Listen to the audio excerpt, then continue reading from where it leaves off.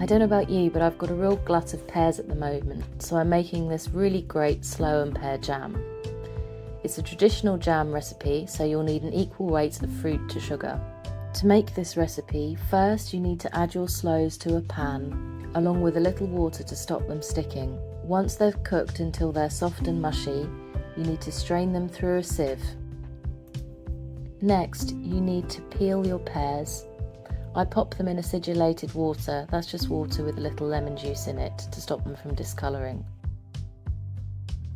Once they're peeled and chopped, add them to the pan along with your sloe juice and a kilo of sugar. I've used ripe pears here, but if your pears are a little underripe, you simply want to cook them for a little longer in the sloe juice before adding the sugar.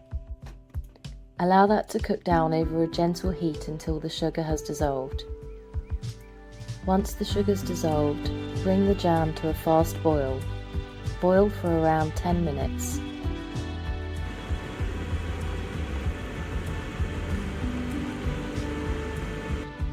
At that stage, you need to test the jam to see whether it's set.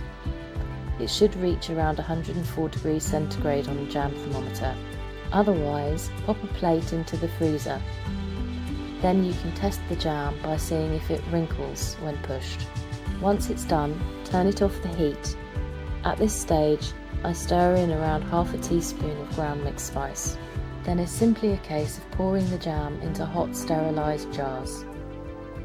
Use this jam with cheese instead of chutney for something a little bit different. It's also great with cakes, scones and toast.